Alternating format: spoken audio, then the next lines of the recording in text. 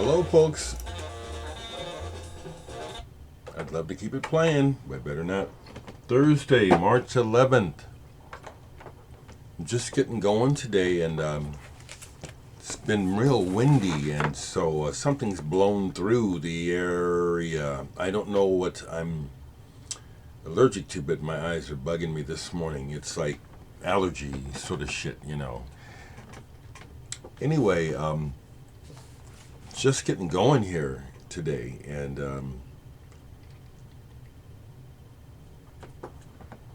let me sip some coffee.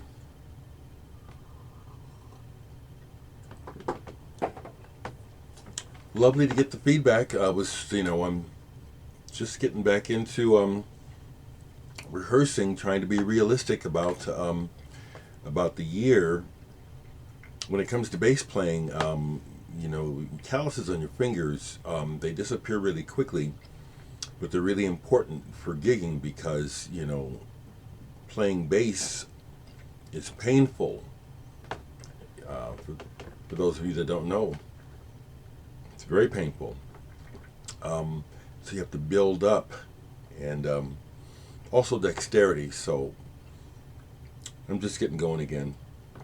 It was fun to share that with you, and that's my celebration track that just wrote the other day, and that I was playing bass to. I can play all kinds of stuff though. I really can. I was kind of reminding myself last night. So I pulled out some Gentle Giant in a glass house and was messing with that because when that first came out, that really intrigued me, and so I can play it. It's hard to count, but I can do it, and it's cool stuff. Some music for you. So Jazz in Britain had sent me a CD of this, but thank you, Matt and Jazz in Britain. I feel honored, honestly. I know you're sending these for review, but also I feel honored to be able to as a result, own these wonderful editions on vinyl. Jazz in Britain is doing a very wonderful historic thing with these archive releases. And I have to say, this makes a much better impression for me on vinyl. It's mono, and something about mono on vinyl as opposed to mono on a CD is kind of noticeable. I notice when something's in mono, it turns my head, and this is good stuff, and it is the sort of thing where I needed to listen to it a few times to go ahead and just settle down and get in perspective what I'm really listening to. And this is some vital jazz. It's the real deal. It's not pretend. And it does show the what's the word I'm looking for?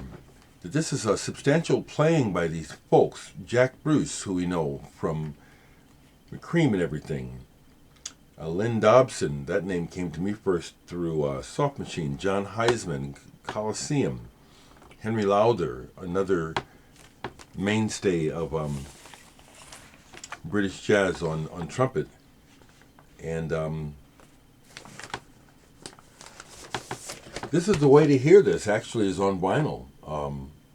This is really good. And it does have an intensity. It's not fire like John Coltrane, Pharoah Sanders. What it is I like to use the word vital. This music is not pretend. And it does sound like the players are in the moment. And John Heisman has a crisp clip to what he's doing. It swings pretty good. Now, I'm going to be honest. I feel like I come from a tradition where I really understand what it means to swing. I mean, really swing. And this swings pretty good, but think you'll know what I'm saying. This is pretty good. You don't swing hard, but it's not polite. John Heisman is a good player. So that's what I want to say again about the Black and White Raga by Group Sounds 4 and 5. I do want to give a big shout out and a thumbs up to Jazz in Britain for what they're doing, and look forward to this Neil Ardley that's coming out. I picked this up used when I went out to Recycled Sounds. Asobi Seksu. They get filed under shoegaze, but that's not right. It's just kind of a cool atmospheric pop sound. What I like about the band is they do attempt to make the songs go where you don't expect them to. I always like that. The album is Hush by Asobi Seksu. That reminds me of a single that's out only digitally, but it's really good, by this woman named Molina. Jonas Bjerre Mew is guest vocalist on it. I really like that. I really do absorb a lot of music that I don't have on vinyl or CD to tell you about. So people will be suggesting things to me like the Babe Rainbow and this other black country. I have listened to these things, I have. I be checking everything out. I really do. I do. Something else I got in. Ibis, I believe they're from Italy, with Rick Parnell, who's not Italian, I don't think. He was in Atomic Rooster, drummer on here. Sun Supreme. Been wanting this album or anything by Ibis for a while because I never see these records. I just never see them, the originals. And this is a reissue. And when it came, I was surprised when I pulled it, because I forget that they had advertised it. It's on gold vinyl. That's beautiful. Now, I must say, this is one of those editions where it's kind of noisy. I wonder if it has to do with them marbling the vinyl or not, but vinyl magic generally, for me, of what I've gotten from vinyl magic, I've been happy with. I hear people grousing online about stuff, in vinyl magic. I heard someone grousing about them. This is the first vinyl magic that I've gotten where it's noticeably noisy. But this is really good. I mean, it's kind of over the top. The music is really wonderfully prog, and then it's dedicated to some kind of spiritual dude. And so some of the singing is a little over the top, almost like they're trying to be praising, but it's kind of weird. But the album is really good. Another reissue that I've been wanting for a long time. I don't want to say it wrong. What country is this band from? It's kind of a legendary psychedelic album. Peru. I think this is a Peruvian band. Laghonia, Etcetera. I've been eyeing this. Hans Pecora, is that his name? The guy with the book of the super rare stuff.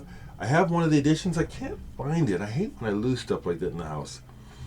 But this is one of those albums you would see in that book, regularly. And I've never seen a real original copy of this. Recently picked it up, and it's worth it. It is. It's psychedelic rock and roll. It's interesting to hear because it's a band from Chile, and you can hear that they're trying to do the Western rock thing, but they're not American, and that just gives it a flavor because it just they naturally can't be what they're not, and so it's really good. Laghonia, Etcetera. Etcetera. This is one I'm real happy to add. And along those lines, another album that is kind of a lost psychedelic pop classic that I've been after for a long time, and no, I'm not going to pay what they want for an original, so I got a reissue on Guerson. Apple, an apple a day. It's worth it alone for the song The Other Side. The other side is a it it's it should have been a smash. It's a classic UK pop song, and overall this album is really quite good. Really happy to get that. I'm gonna leave it here for now. I'm gonna get back to work here. Besides getting my guitar and bass chops back in shape, I've started a new dance commission. I just started working on it 2 days ago. It's a long piece. They want a 30-minute piece, and which is a challenge for me. I tend to work in short chunks. Excuse me. So that's what I'm working on today. Hope you all are well, and just be here now and share your light. Make the world better.